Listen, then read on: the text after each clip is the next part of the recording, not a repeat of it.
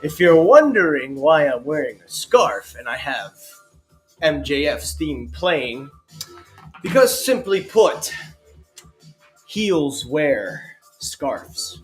And tonight, I am going down the heel path of being the villain of tonight's story. What is going on, you beautiful people out there in the tech world? It is your boy, Michael, here from Technoid.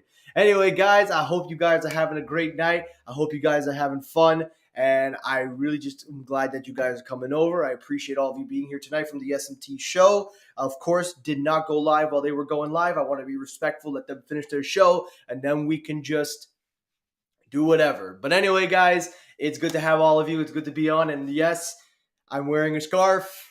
I played MJF's theme. I believe, Ryan, you already knew what was going on. Yep, you already knew what was going, because tonight, guys, before we start the show, I am entering into the bad boy heel. I'm going into the heel side because I got to address some certain members of Team Pixel. As a matter of fact, I'll even address all of Team Pixel. And don't worry, Pete, we will send a link on Discord. I will get you a link out for the show. Let me know if you get it. But anyway, guys, I appreciate it here. So let's not waste any time. Let's start with our returning co-host of the night. You guys know this man. You don't need any introduction. I don't think you need to really worry about me. But you know who this man is. You know who he is. Mr. Dennis, Beanie Man. What's up? How you doing tonight? I'm doing good, but I gotta teach you villain school 101. Real villains don't show their faces. Nah, if you're MJF, you're better than everyone else. In this case, you gotta watch AEW. I love MJF. If you are into wrestling, AEW MJF. Love him. Love him. But anyway, it's good to have you on. Thank you for coming on tonight. I'm not as energetic as I usually am, but we'll get there towards the end of the show. But anyway, we're just waiting on Sneed. Just give us a thumbs up when you're ready to go, big man, and then we'll add you in. But anyway, so tonight we're going to talk Verizon. Now, before anybody says anything, the title is just a title placement. I actually didn't have any ideas what to call the show tonight. So don't think of me actually saying Verizon's failing or anything. It's just a title holder until I decide what to call this show after the post show. So don't get mad at me. Don't say, oh, he's hating on Verizon. But anyway, let's add him in. Let's get the SMT in. What's up, Habibi? How are you? What up, man? It's good to have you guys on. But anyway, real quickly, let's get these plugins going and then let's start the show. So first of all, let's get the obvious out of the way. Follow me on Twitter at Technoid12. That's how you guys can stay up to date with the latest and greatest. Also, special shout out to Slate Chocolate Milk. Use the promo code Technoid on slatemilk.com. And lastly, Rogue Energy. Use the promo code Technoid for 10% off on rogueenergy.com. Find your next favorite healthy alternative energy drink. Now we got those out of the way. Before we start the show, I actually have to ask both of you gentlemen. I don't know if you've been following my Twitter, but me and Jason C, let's be honest, Mr. Let's Be Honest Man, we have a very good relationship. Me and him, we have a very good respect for each other. And so it's funny because I normally don't care about this stuff, but Jason and me were talking before, and I'm not going to talk about what our convos were because I respect Jason's privacy. But he posted something about the new iPhone 14. So guys, if you don't know, if you don't really care about the story, we're going to go right past it in just a second. But I wanted to get your opinions on this, Sneed and Dennis, if you've seen the thread. So basically, me and Jason were joking around. We were talking about Apple YouTubers making their videos about the iPhone 14 and how Apple is just like, controls the PR narrative. And so Jason said something, and then I followed up and I said, it can't be as worse as Team Pixel members saying anything to keep their pixels coming in. And Jason agreed, because there are some people out there. And I think that struck a nerve with Team Pixel, because some of them agreed, some of them disagreed, some of them tried to show that their cock was bigger than others, but that's not the point here. But after that, me and Jason were just like, whatever, it is what it is. But Jason brought up something, though, a very, very interesting point. A lot of these companies with PR, with Apple, Samsung, and Google, no matter how humanly fair or as fair as you can be, at the end of the day, and this is one thing that I will say from our convos, you know, you could try to be as humbled and fair as possible when it comes to being a reviewer, but deep down, you're always going to have that bias. It doesn't matter for what company, it doesn't matter for any company. And me and Jason, we were talking, so I'm going to call out Team Pixel to the members. You know, you talk a big game, so now I'm challenging you. I want to see where your mouth is, if it's where your money is, or if it's just all talk. You say you won't care. You said you don't care if Google sends you free phones or not. So I have a challenge, Team Pixel members. Now, this isn't for all Team Pixel. There are some really good members, and then there are some questionable members. But I issue this challenge to every single one of them. That includes you, Sneebable Tech, but I know you're a good man, so I have nothing bad to say about you or anybody. So I say this. Put your money where your mouth is. If you say that Google, if you're not afraid to not get a free Pixel, then for the Pixel 7 Pro, I issue a challenge that you buy the Pixel 7 Pro out of your own pocket. I'll bring you in just a sec, Pete. I want to hear your reaction to this. But I challenge you to pay the full premium of what Google would have sent you. And if you do that, I will be man enough to come on live in front of everybody and admit I was wrong and that there are some fair Team Pixel members. So say no to Google. Go out and buy your Pixel 7 Pro. Say no to getting it for free. If you claim that you don't care if they send you or not, prove me wrong. And if you say, oh, but I buy my devices, you put the words in the mouth because you're not talking about other devices. We're talking about Pixels. So I issue that challenge. And you could spin it any way you want. You can call me what you want. As a good man once said, you could burn my house, steal my car, drain my liquor from an old fruit jar. You could do anything you want to do to me, but stay off my blue suede shoes. So all right, Elvis. So I issue that challenge to Team Pixel. You could spin it any way you want. You could say what you want. Let's see if you'll accept. Pete is in the house. Good to have you on, my friend. The link, I don't know why it wasn't going through, but whoever. I just sent the one you gave me. Thank you, Dennis. Thank you. I appreciate that. Something was going on my end. So, yes. Oh, audio-wise? I pinged you on Discord. You just are offline. I'm always offline. No, I'm talking about Mikey over here. Oh. Oh, okay. I got it. So, yeah, I just wanted to address that because I accepted the villain role, so let's lose the scarf. Now I'm out of the villain role. But I'm serious. I just want to say real quick, for anyone that doesn't want their Google Pixels, you can message me on Twitter. I'll take one. But joking aside, I don't know. Here's a better question, Sneed. You're a Pixel lover, and Pete, you're Pixel lovers. Realistically speaking, do you think Pixel would get any coverage at all if they weren't doing the Pixel program? Like, do you think reviewers would take the time out of their days to actually make the coverage on the phone? No. Nope.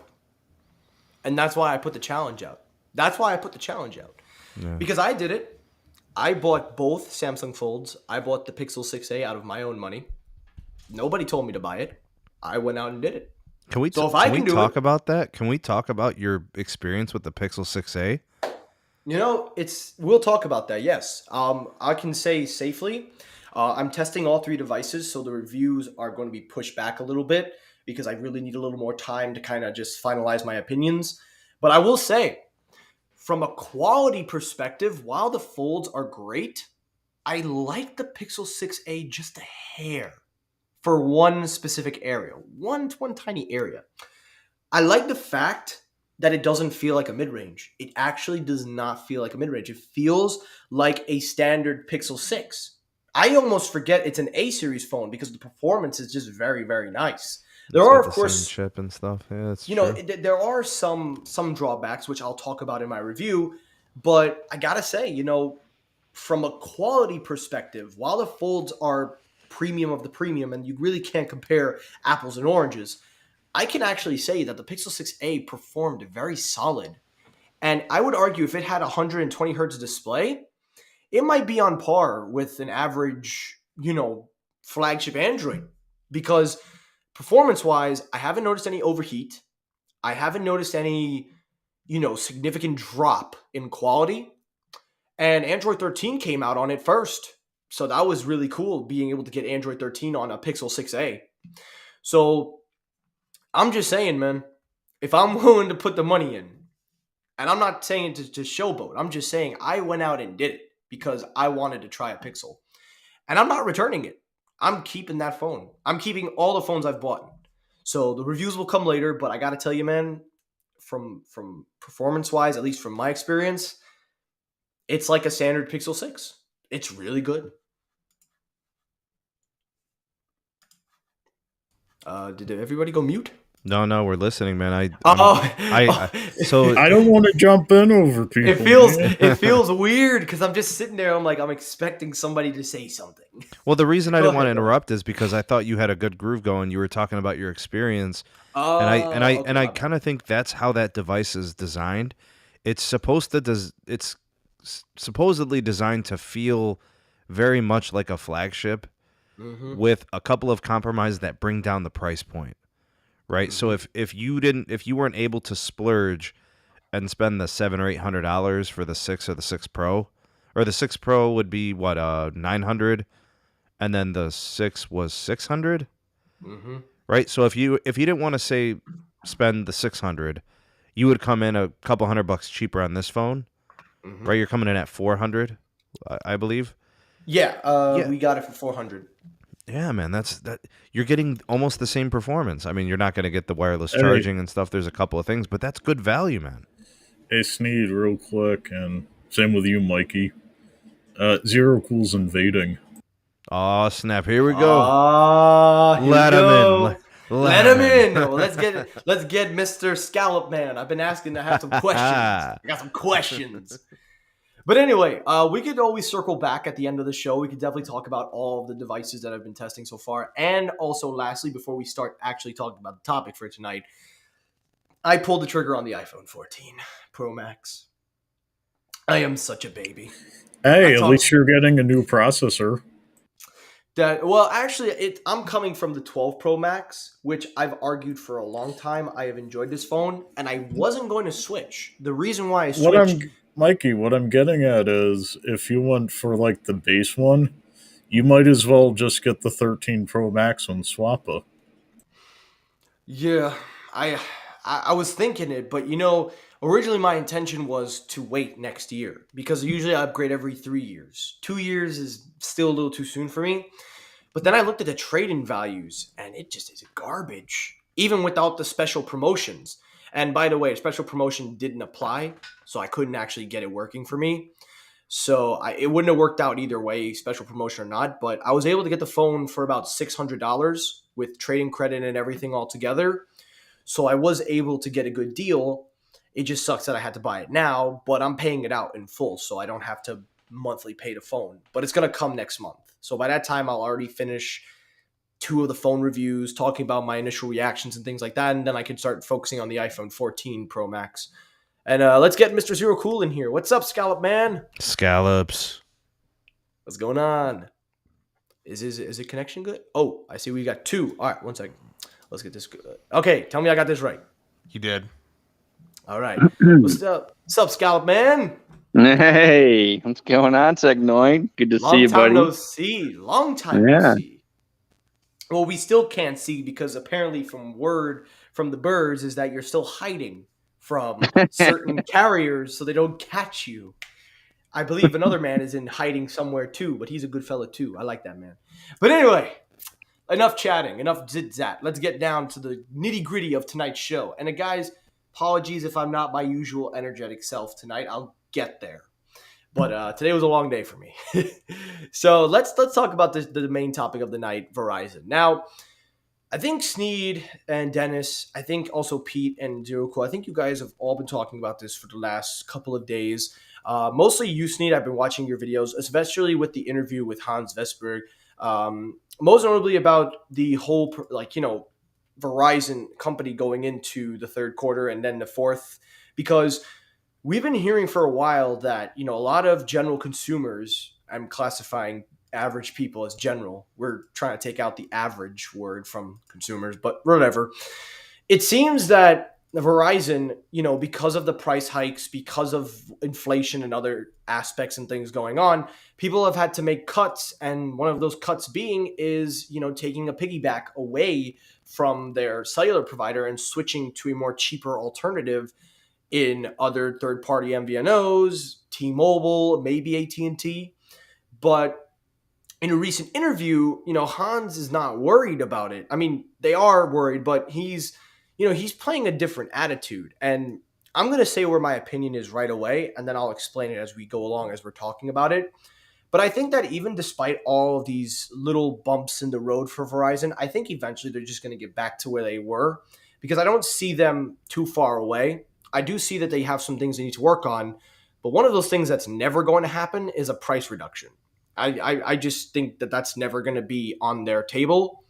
But I also see them continuing to strive with big partnerships and also knowing who Hans is, because I think he's a great CEO. I think that they'll steer this ship back. But looking at the company right now, they're not doing too well. They're losing customers. They're saying it will continue. And it seems that the stock price is now starting to, it's starting to take a full percentage hit in terms of points. So I have to literally, I'm going to pass it to you guys because I'm going to shut up now, because I want to hear what have your thoughts been ever since all these developing stories based on the topic. I'm sure you guys have talked about it, but now that we're all together, let's kind of put everything on the table. What are your thoughts on the current status of Verizon right now, and what do you see? Let's start with Sneed. All right, so to get things started first, you have to truly believe that every CEO truly thinks that they're doing the right thing for the company. Or I should actually rephrase that. They're doing the right things for their shareholders, which means they're doing the right things for their company, which means they're doing the right things for themselves, right? So they have a certain amount of salary that they get, right? Guaranteed salary. Then they have these golden parachutes.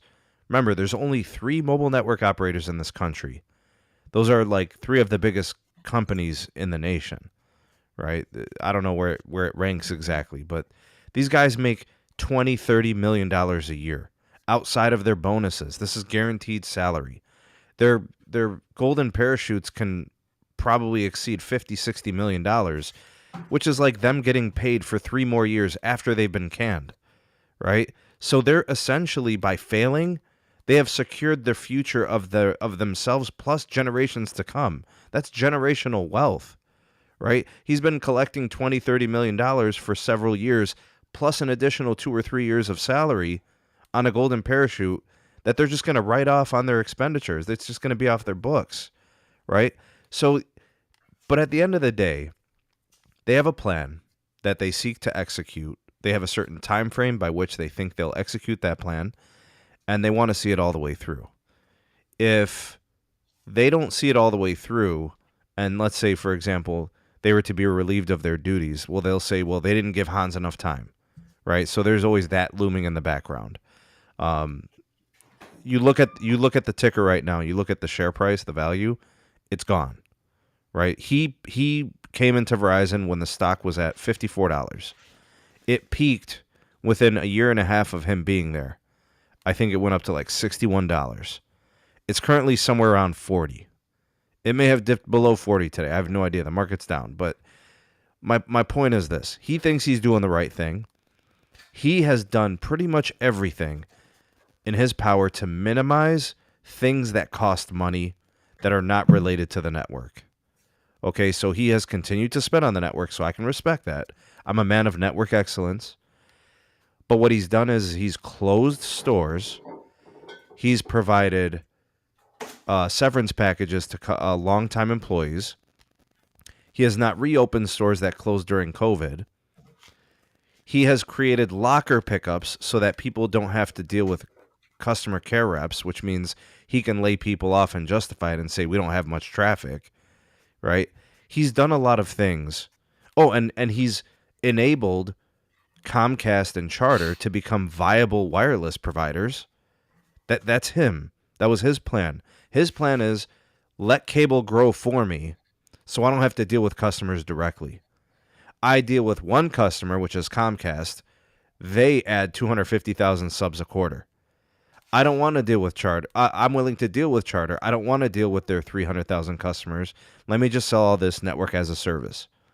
That's what he's chosen to do. He is letting big cable compete and fight with AT&T and T-Mobile. He wants nothing to do with it.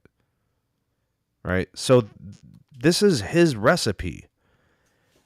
2 years from now, a year from now, 3 years from now, who knows? We're going to look back at Hans Vestberg and evaluate him in 2 phases. Phase 1, which is pre-pandemic. Phase 2, which is post-pandemic. And we'll evaluate his performance. The front half we're going to say was good. As of right now, the back half looks like a train wreck in terms of competitive chops in the industry. He's letting all these other companies take share. He says, we just want to be profitable. We don't want to grow at the cost of margins. That's his philosophy, and he's sticking to it, and he's going to follow it until he gets kicked out of the company. Very fair, very good take. I do agree with a lot of what you said. Let's pass it over to Dennis. What's your thoughts? I think that Verizon will, when they report their Q3 earnings, they're going to report losses yet again. But I do think that Q4 with iPhone, as long as sales are good enough, may help them stem the bleeding a little bit. Not necessarily growth, just like net zero movement, which might be an improvement. And the only reason why I say that might be a possibility is because Verizon did have some fairly attractive promos on certain device trade-in deals, and they did do some interesting stuff when it came to port-in promos.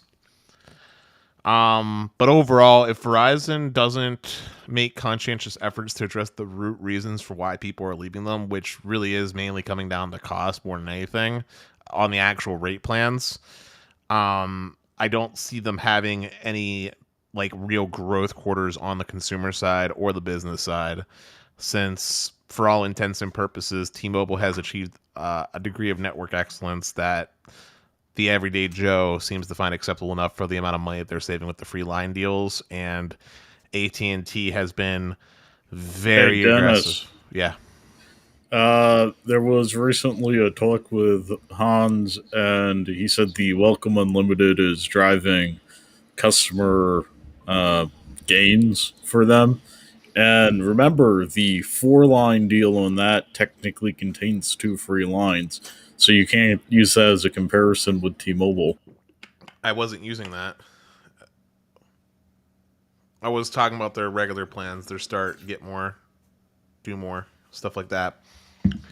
But, and then as far as AT&T goes, AT&T's been very aggressive with the promos, which is adding a lot of pressure. Plus the fiber build out's really helping AT&T cement the customers they're gaining, because if they can get customers to bundle their AT&T with their fiber service, they're pretty much guaranteed never to churn.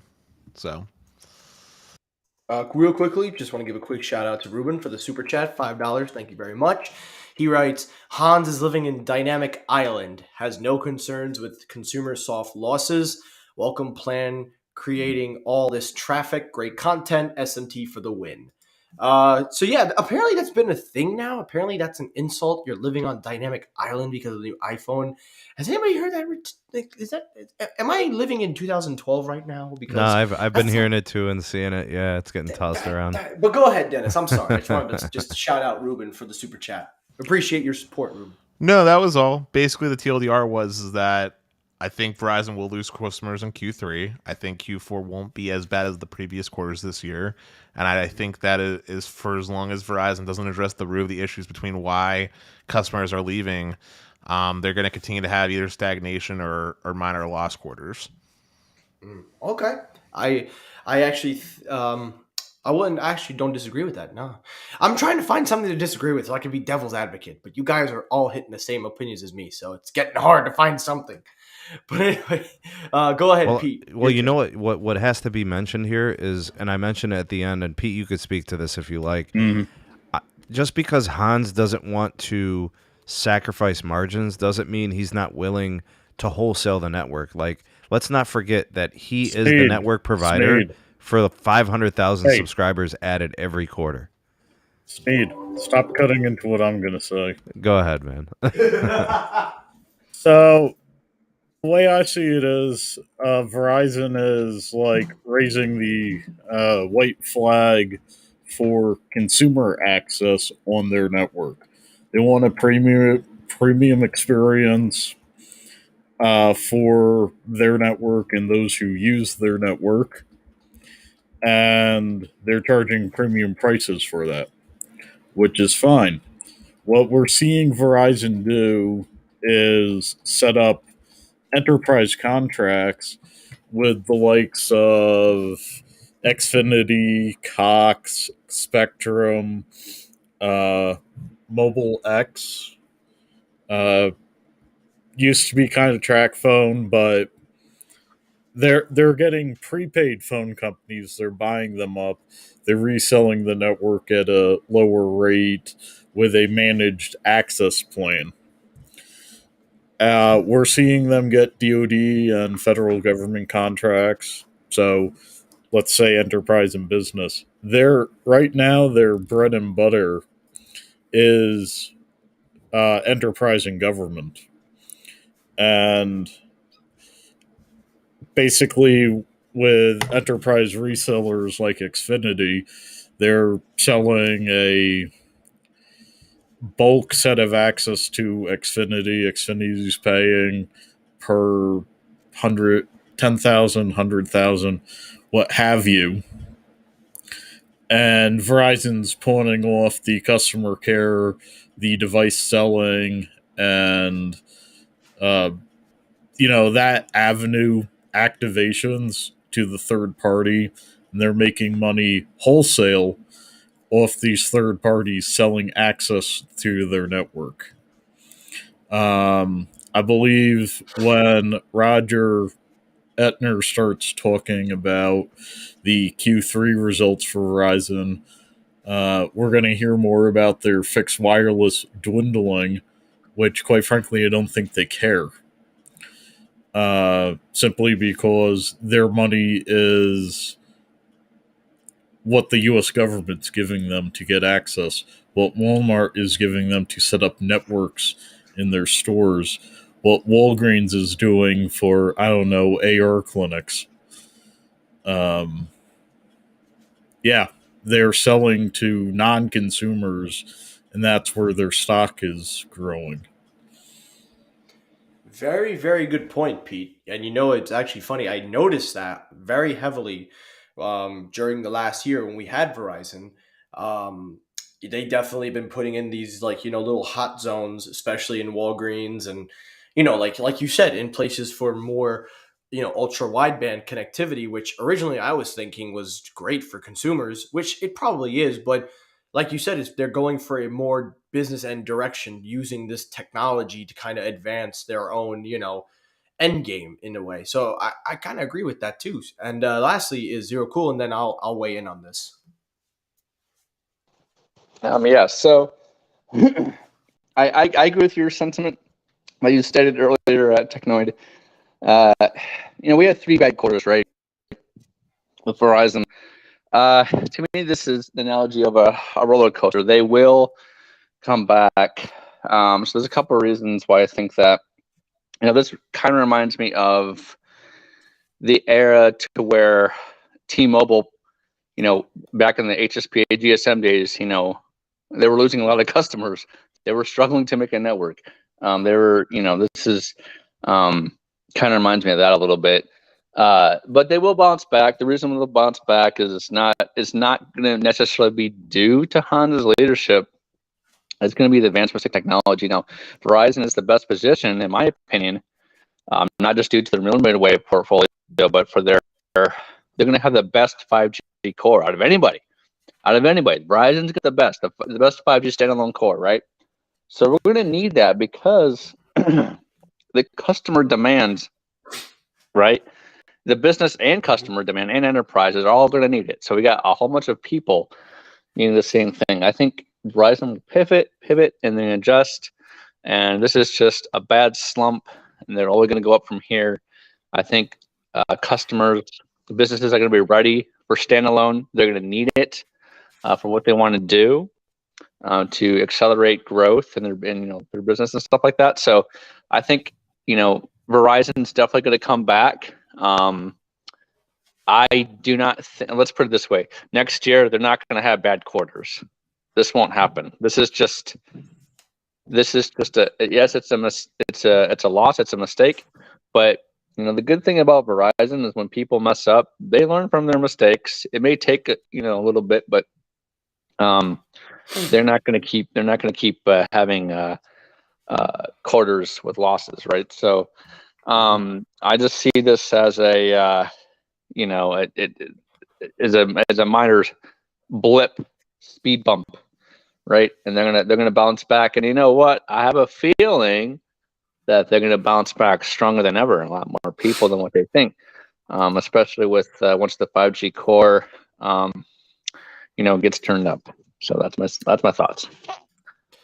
All right, so I'll weigh in real quickly, and then you guys are definitely willing if you have anything you want to add. But I'm going to piggyback off of everything that you guys said, but I'm going to add a little bit of my own flair to it.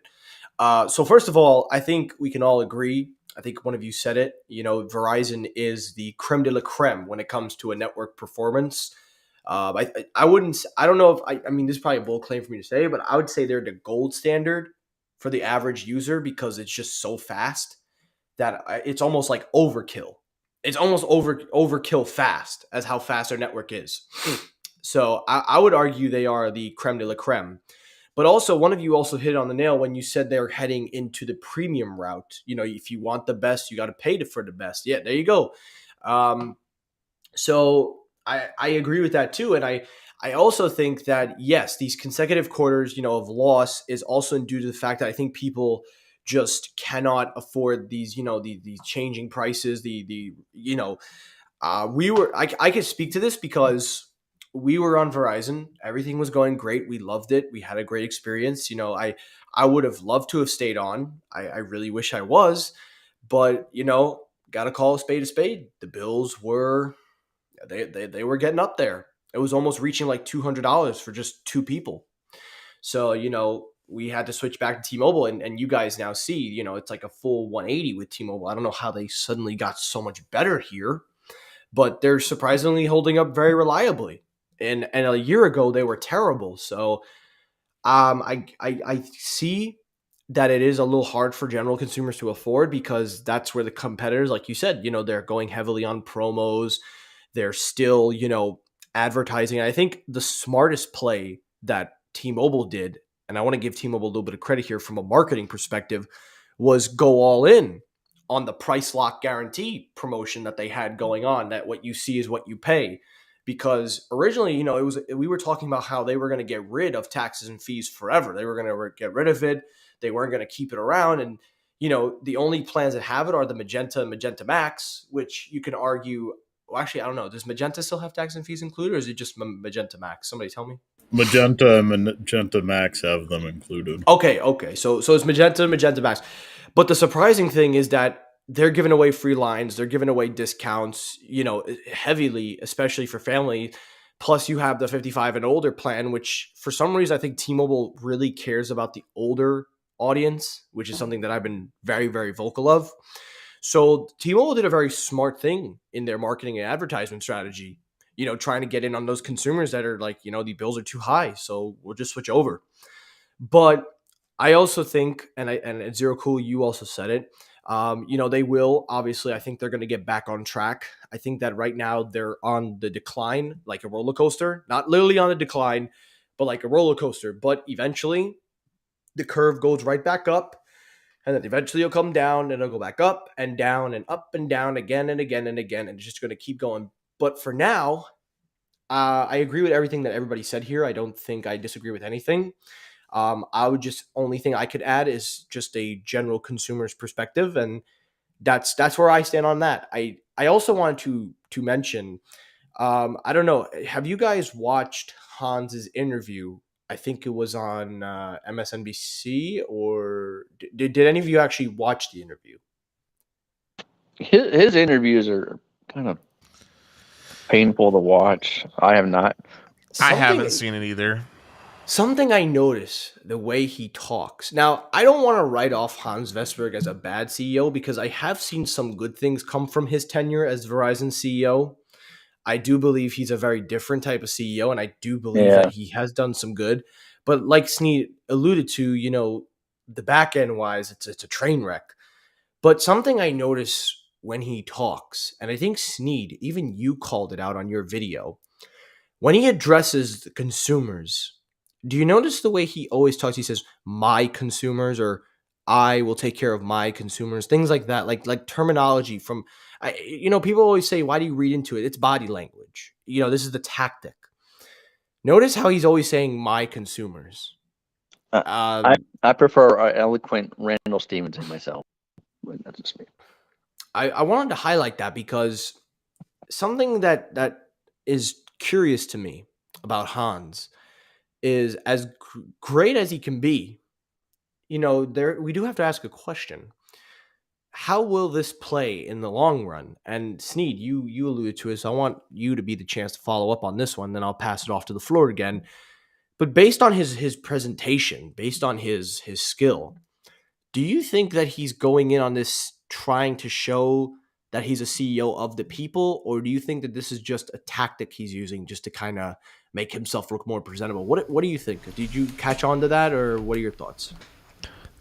I think it was defensive mode, man. He felt under attack. There were a lot of people that are questioning his vision, questioning his execution with reason. They don't appear competitive and consumer. So that leaves people asking questions. When are things going to get turned around? When are they going to change? He said that they will. He said they're expecting that to happen in Q1. And my question to that is, what are you going to do in Q1 that you're not doing now? Like he talks about the vectors of growth. This is how you know somebody's full of it. We're going to turn it around. Not this quarter, not next quarter, Q1. So what did you do for the last year? Lose, right? So what are you doing differently that all of a sudden you're going to magically turn around? No indications of that. Not a single mention of what it is that's going to turn it around. No mentions of any change. So to me, he appears disingenuous. I mean, maybe I'm a little smarter than the average bear. Hashtag Yogi Bear, maybe. But I mean, maybe just because I follow the industry a little bit closer than the average person. It's not really me being smarter, just being sensitive to the commentary. But like, you can't expect changes to happen, right? Like the outcome to be different when you don't actually make tangible modifications to the operations of the company. He got rid of Tammy Irwin, who was the best thing going at Verizon. She was the reason why the business segment succeeds. He gets rid of her, the business segment starts to fade. Like business ads are going down, like the actual business customers, they're actually having losses. T-Mobile's gaining and at&t is looking to gain too.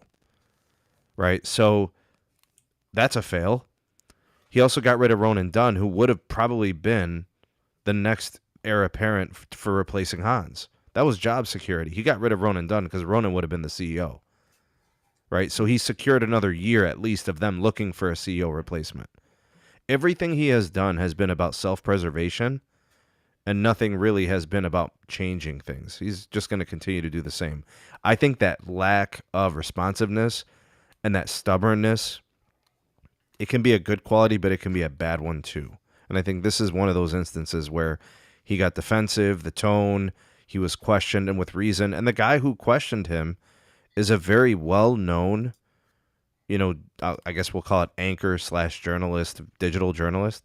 He grills people. He asks them hard questions, and he's fair. I don't really see it much of an issue. He had it coming. He deserves to be questioned. He had a defensive tone, and he seemed a little agitated. I'm glad somebody poked the bear. I'm with you. I think sometimes we do have to poke the bear. And I also think it's fair when you're not one sided in anything, because when you are looking out for the best interest of the general audience, you have to present the case and you have to say it as it is. Now, that doesn't mean that he obviously doesn't care, but I gotta tell you, we looked at Hans from 2 years ago. when the iPhone 12 came out, when he came on stage, when he made that whole PR stunt, and we thought that was a tremendous thing to happen. You remember, Sneed? Remember how we thought this was going to be a momentous thing, for a guy like Hans to show on a stage to talk about their network, to do all these great things, and then to see completely how in 2 years things just all of a sudden just unraveled, and you start to see some true colors come to fruition. So it does raise the question about Hans, and what is he going to do? Well, My like his last question. answer, his Mhm. vector of growth that he mentioned was like this new Apple One bundle that comes with the more premium plan, like with the iPhone plan. You see, I don't agree Who's with leaving that. another carrier to take this plan, and who's going to move up from like the Exactly. Do More or the Play More or the Start Hey, or the Welcome Sneed, Unlimited? you know who had a really good hot take on that one? Dennis on a podcast last night with Stetson. I was listening to that, by the way. My hot take on what exactly? I'm sorry. What did I When say, you when Pete? you I'm were not sure. talking about I Apple think you were One talking plan about by the. Verizon. Oh. Yeah, no, that plan is garbage. It literally Yeah. has worse value than the regular Get More. The only thing you're getting for an exchange is like 100 gigs of like Apple Cloud storage and like the Apple TV, but you literally get 600 gigs with Verizon's cloud storage if that's important to you, and you're getting Mhm. Hulu, Disney Plus, ESPN Plus, um, over Apple TV. And that's not to say Apple TV is bad. It's just that you're getting way more content. And I'd argue Disney's giving you the premium content. Hulu has a wide variety of content, and you can always get Apple TV for like $5 if it's that important to you. I Yeah. mean, No spend one's Exactly. gonna Yeah. go for that. No one's gonna spend go for that. five It's worse than T-Mobile Essentials. spend Yeah. $5 when the new season of Ted Lasso finishes getting released, and then you're not locked into a plan. You And could also ride that's the not a high hot take. seas. You can also ride You the high know, seas. you're right, and I don't think that's a hot take. When I heard that, I didn't think of that as a hot take because I agree with you. First of all, I'm not saying it's a bad plan. There are iPhone sheeps, there are Apple sheeps that will probably want that, and they're in the Apple ecosystem, and they love Apple Music, they love Apple TV, they love everything. But looking at it from a face value perspective, if you're claiming that this plan is only made for iPhones, then are you just going to say that, oh well, our other plans, okay, thumbs up, and you know are you going to just argue that, like it's hard for me to put into words, but basically it goes back to what you said, like you're Can not we all getting much agree that they value. don't make new plans better? They make them worse, Yeah, they don't. right? Like, Yeah, For listen. every correct. They make like them the worse. evolution of every plan, the customer loses value. So like, let's talk about the let's just talk about the economics. Everything that carriers are doing is centered around cost cutting Okay, hold and on, and time and out, time out. increasing profit. So they're not Sneed, helping anybody. hold on one sec. I'm gonna pull up the Verizon. I'm gonna pull up the Verizon website. I want to do this in real time as we're talking right now because I really want to get a visual representation. So I'm gonna pull up here from the personal end. I'm gonna pull up their plans, and I want everybody to look at this, and I want you to tell me, what do you see based on first glance. So here we are. Let's go to the Verizon website. Let's go to shop. Let's go to plans and all plans. Let's do unlimited. And here it is. So, okay, I'll let you guys call this one. What do you want to do? 4 lines, three, two, or one? What do you guys want to do? Oh, I don't know. I'll do one line, I guess. Kind Yeah. All right, let's go one line. Okay. So here is their quote best plan ever, the 5G Get More, which I think is their best plan. Not only do you get some really good value, but you're also getting, take a look, Hulu, Disney Plus, ESPN Plus, which Sneed, me and you are UFC fans, so that was big clutch. You're already getting Apple Music for free. You get Apple Arcade or Google Pass, I think only for about a year, or no, I think it's actually free. I think they actually added that in. So you're getting Apple Arcade, you're getting Apple Music, You get 50% off watch and tablet plans, 600 gigabytes of Verizon Cloud, like you said. You get 1 travel pass day per month, and you even get this. You used to get Discovery Plus for free for a year. And I think that if you're grandfathered in, they'll even honor it. And I think they're actually working on a deal now to get Discovery Plus for free. But then you take a look at the iPhone plan, this one unlimited for iPhone, same price as the Get More. Only difference is they claim that this is for iPhone users only. This is Apple One, which they say is up to $40 value. You do get Apple TV Plus, you get Apple Arcade, you get iCloud Plus, which I honestly think iCloud Plus is already just included if you're paying for iCloud anyway. Apple Arcade, Apple Music, plus you do get the 50% off. However, if you're a hotspot user, you only get 25 gigabytes. I think here you get 50 gigabytes if you're a hotspot user. What? But from a quality perspective, from a value perspective, I'd rather take the Get More because two out of the 3 things they're giving you are the ones that you're really going to be using full time. The Hulu, Disney, ESPN, Apple Music. I mean, if you use Apple Arcade, then okay, you could throw that in. That's 3 for 3. I don't know why they didn't include that in there. They should have. I don't know. And then they got this new Welcome Unlimited, which again, Hans is saying that this is going to be the one that helps get new customers. But again, who's going to pay $65 for just standard, nothing else, when you could go on Visible Plus, which is on the Verizon, and I normally don't go this route, but you could go to Visible, get almost the same thing because they're under the umbrella of the Verizon network. Or if you get Visible Plus, you'll get ultra wideband support right there. Mm-hmm. So yeah, Dennis, you're right. I don't agree. I don't agree it's a hot take because you're speaking facts. I would rather take my $90 if I was paying it myself and take the 5G Get More plan. That's what I would do.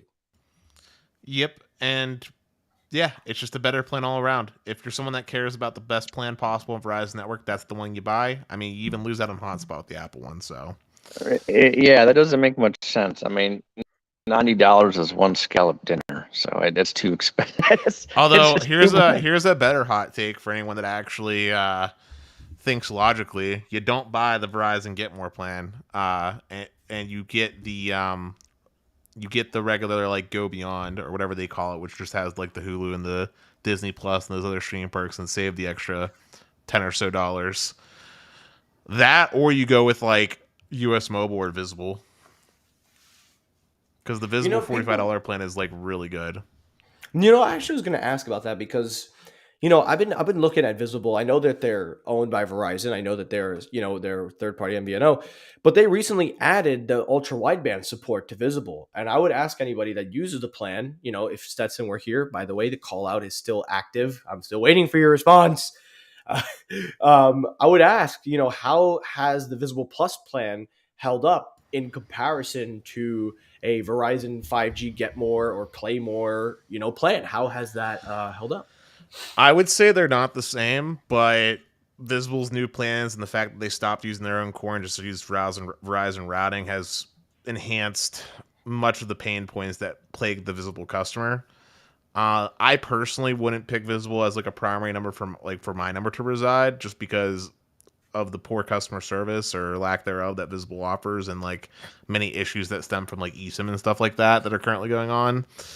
But I think that if you're looking at like the value, it is one of the best value unlimited plans you can get on the Verizon network. I personally like US Mobile better though, still to this day, but I think it's a good plan. Yeah. You're absolutely, you got a fair point there. I just want to pull up real quickly because we're going to end the show. I only had Hey, Mikey. Yeah, go ahead, Pete. Can I jump in on the iPhone plan from Verizon with one more comment? Sure. Go ahead, yeah. T-Mobile for Business launched one, and it's doing about as well as a duck in Colorado. They think they sink like cement due to air pressure. So can't argue with that. I can't argue with that one. It's not going to take off. It's going to fly like a chicken. But here, real quickly, before we end the show, I also wanted to show the other side of the cellular side. I wanted to pull up T-Mobile real quickly. because, I think we all agree that while T-Mobile is making some improvements, they've still got some ways to go. In my case, they definitely did get a lot better here, so they are definitely working to improve. But I want to show you guys something with T-Mobile, because one of the things that I always admire about T-Mobile is their ability to market very well. I always say from day one that they have been able to market like no other. And this is going to show you why. So here are their three plans. Nationwide 5G coverage, unlimited coverage, everything. You got Magenta Max, Magenta, and Essentials. Now, with Verizon and other companies, you're going to have more flexibility. You're going to have more plans. They have the mix and match, I believe. I don't know if T-Mobile does that. I don't think they do. But they've been doing this whole gimmick of buy a They don't. line, get the. They don't. Okay. So yeah, you wouldn't be able to. But they have this gimmick of the whole buy two line, get the third line free BS. They keep giving them out like they're, on an Oprah Winfrey show.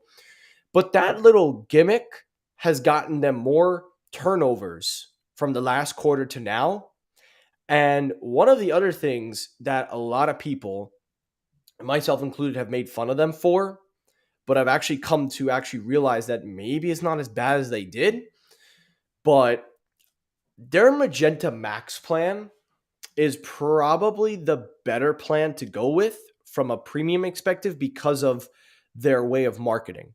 But the key that I'm bringing up all the time is marketing, because T-Mobile is just known for marketing. I mean, they can market you.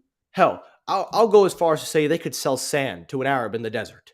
That's how good their marketing is. And if you want to challenge me on that, then let me show you something. Have you guys heard about the whole hoorah of the 55 and older campaign that they've been going on? Apparently, they're combating AT&T. So they then decided, Mikey, yeah, yeah, you can get this 55 and older plan in Alaska better than AT&T. yeah, you can get a 55 and older plan anywhere. You don't have to be in Florida. You don't have to be in California. You don't have to be in certain locations. And again, one of the biggest things that they've done is they've taken their plans and said, you know what? We're going to give it to the older people. And Dennis, I think you and me can agree here, for as long as they offer a cheap, valuable plan under the 55 and older category, we're going to keep making sure that account is active, even past on whoever is in our family gene. And we're going to keep that plan alive. Well, I'm not leveraging it, but I do agree with the energy, because I plan to do that with my dad's AT&T Elite account. So I do understand the energy. Yeah. But you get where I'm coming from. I'm not saying I'm hoping anything happens, but you get it though, because there are benefits to these things. And listen, let's call a spade a spade. They're never going to find out if they can't go to your house or whatever. I'm not promoting. Listen, let me tell you this, felon. Technoid. My dad, for the home internet at his house, okay, he had it in my dad's name because he never got around to switching because he was so scared about losing the number, and I really forced him to the grindstones when I took over financial responsibility for him on that account. But he literally, like, if the company Armstrong was smart enough, they would have known that the person that was the account holder would have been like 106 years old. Like, they didn't care as long as the bills are being paid, right? And they didn't even yeah. The name of the account is just for inventory management. I mean, we all know people who are Batman with AT&T. Yeah, well, that doesn't happen whenever there's also a social on the account, Pete. I mean, But- when I turn 55, I'm going to get the plan. I'll be anyway, a senior citizen. So, But anyway, hold on. I work Before we with people hold on, Pete. who use this plan. Pete, let me just They love it. let me just finish my one thought. But aside from that little story, the other thing I was going to say was, look no further, Technoid, than how people treat the OG Verizon Unlimited plans. Like, to this day, there are people that refuse to give the accounts, and they actually sell the account as a whole for hundreds upon hundreds of dollars on eBay. Oh yeah, I remember that. They still doing it. Yeah. It's funny. It's funny you bring that up. And They do that with lines too. Yeah, they do. And the crazy thing about this whole thing is, Verizon came out and also said that they're looking to revolutionize cable. And I'm like, your cable bills are more expensive than anything on this planet. The only thing that's worth revolutionizing is probably your home internet, which I think we all agree fiber is fiber optic. Yes, they're revolutionizing it by increasing the prices year over year for FiOS customers. They're revolutionizing it. That's why we're getting rid of FiOS. Like, listen, I don't want to be part of the people that make them lose, but listen, when the bills get out of hand, when they start breaking into the 300s and plus, and you're getting like bare minimum, at some point you need to draw the line. And Mikey, when they start pulling an AT&T and doing the head office property tax on your bill, that's the time to leave. Oh yeah, don't worry. Listen, I'm just gonna say this. Me personally, as much as I hate Verizon, I really do hate them as a company. It's gonna take a lot for them to make me give up having fiber. I mean, look, I went through 6 months of absolute pain at my own expense, spent hundreds of dollars plus an install just to get it fixed, just to get good fiber. Verizon would really have to, like, if there's an announcement that I'm leaving Verizon FiOS, Verizon screwed up royally. And Steve, not Steve, Pete, you understand, based off our private conversations, how much I value fiber. Oh yeah. It's literally all I think about. Yeah. So here's a spicy hot take. You think Verizon FiOS should sell their 9-state wireline properties to AT&T? I wish they would. I would like to see that. Oh, okay. If they did, spicy hot take. If they did, it would mean that I would actually have a realistic expectation of there being real maintenance and real upgrades happening in Pittsburgh. Yes, absolutely. 100% agree. Yeah. I'd love to see that happen. Actually, different hot takes here are cool, and it will never happen. It's a pipe dream. But instead of them selling it to another private company like AT&T, I would love it if the state of Pennsylvania would just buy it off of Verizon and make a municipal option available statewide, considering all the money PA's spent. If you guys had a better governor, then that might happen. Tom Wolf's a decent governor, dude. I don't know what you're talking about. It's not the governor, Zero Cool. It's the state house. Yes, that is the problem, legitimately. I have family that live in Pennsylvania. But let's not talk politics, because that's always let's not go that area. We go keep it clean, go keep it civil. We're entertainers. We are entertainers here tonight. Now listen, I want to end the show on a positive note. Because I don't want it to all be negative. I don't want anybody to think we're just trashing Verizon because they're down. This is our job. Our job is to look at the facts, give our opinion, and then update you as we get more information. That's my job on the tech show. That's my job on my live episodes. So I don't want anyone to think that we're just here to spread negativity. This is what comes with big companies. You have to play both sides, but you also have to stick to the facts. And real quickly, before we do end the show, because I want to first say thank you to Dennis, Zero Cool, Pete, having you guys back, and also thanks to Sneed. I know he had to head out a little early. I got a recommendation for you fellas. So, Dennis, you're a drinker, my friend, aren't you? I enjoy a fine beer here and there. Let's go hard liquor. You take a shot or two? I can enjoy a nice whiskey here and there. Hey, Zero Cool, how was that Grey Goose? Oh, that's great, dude. I'm still working on it. Well, I am here to tell you guys. So when I was in Guyana, when I took my little vacation to my home country of Guyana, as you guys know, I'm half Italian, half Guyanese.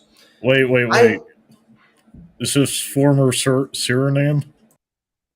Where's Guyana? Yeah, it's just former Suriname. No, it's in South America. Yes, this is what I'm asking. Was it formerly Suriname? No. Okay, let me ask you a different way. Does it border French Guyana? Oh, yeah, it's border. Then yes, British. it was once Suriname. Oh yeah, Suriname. I was thinking in my head, I'm like, what's he saying? But when you said Suriname, my mom knows all about that. She knows that. But my bad, Pete. But anyway, I went to Georgetown. My mom grew up more in the countryside, so she was more on the British Guyana. But during my journey in Guyana, and I'm going to send this video out to Guyana, to people, because I actually had a chance to meet some very powerful people down there, and they know who I am now. And I'm proud to say I'm from Guyana, or my mom is from Guyana, and I'm half Guyanese. I want to tell you fellas about a drink that is distilled, brewed from Guyana, that has been around for 300 years, and you've never heard of it. Maybe you have. What is this Dutch drink? It's called El Dorado. I heard of Is Desperado. It looks good I've though. heard of El Dorado. this Google is searching it. this is 15-year aged rum. This is Ooh. Ron Rum Room, and the finest 15-year aged rum I have ever tasted. And I can tell you that because, for whatever reason, I don't know if it's the Guyanese in me or maybe it's just how it tastes, but it is smooth. It is not strong. You don't even taste Mikey. anything. I've had that before. I just call it one word: poison. Oh, Well, it looks like poison. why do you call it but- poison? Okay, so I down scotch like it's mother's milk. Oh, That tastes like soda. Mm-hmm. I It don't does. drink as frequently, but beer is my usual choice because I will not deny that I am a bit of a lightweight when it comes to harder liqueurs. And since most times I have to make sure I'm being safe and able to drive home, I limit myself. Although this Saturday is going to be the exception. I'm Ubering down the south side. But I just want to put this out there. For any of you that are looking this up and are interested, I encourage you my 3 rules. Drink responsibly.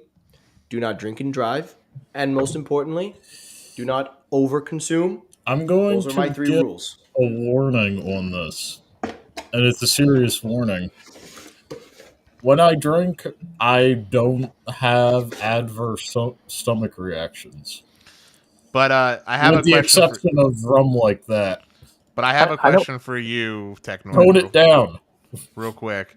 So I'm reading the tasting notes of the 15-year, which is what you have, and it says it's a full nose packed with dark coffee, candied orange, almonds, dark chocolate, pepper, and vanilla, with flavors of grilled tropical fruits with smooth oaky spice.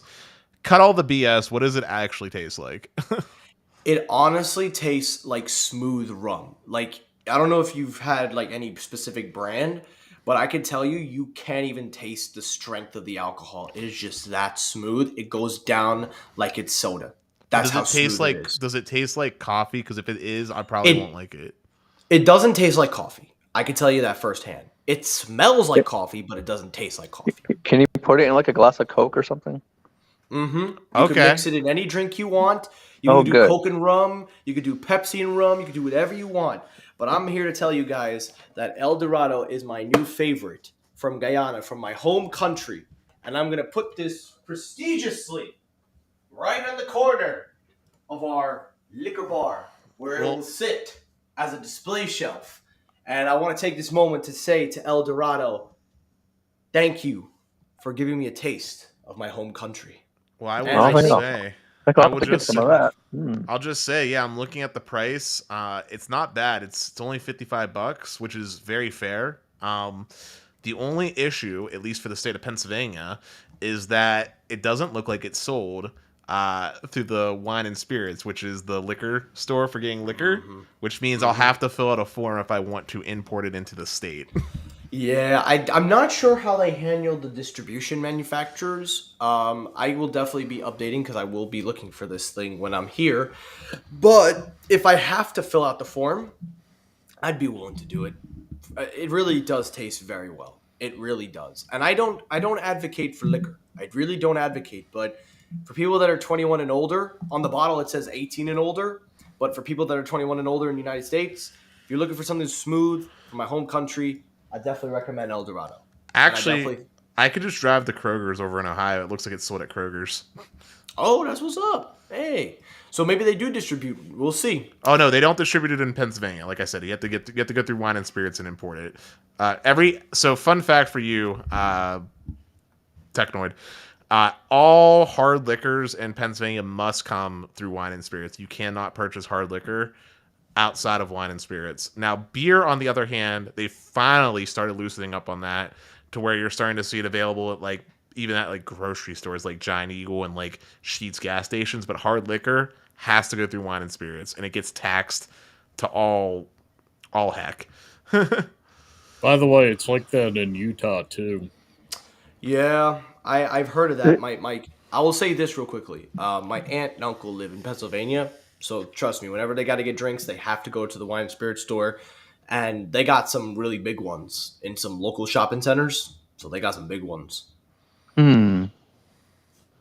Real quickly, lastly, before we wrap up, thank you to Ruben for the $5 super chat, talking about the CNBC reporter, talking about Verizon.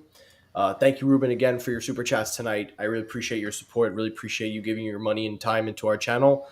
But anyway, guys, we have reached the end of our show. I want to first, before I let you guys say your piece, I will say mine real quickly. Thank you all for watching. I hope you enjoyed this live episode. I really, really hope you guys had a great time tonight. I had a great time as always. If you guys enjoyed it, like, comment, and share. Subscribe for more content. We are making the push for 4,000 subscribers by the end of this year. I'm doing everything in my power to make sure we can get to 4,000 subs by the end of 2022. If we fall short, then it's on me, but I'm making the push, people. We're going to get there. Share this video, everybody. Yep, like and subscribe. Pete, any last words?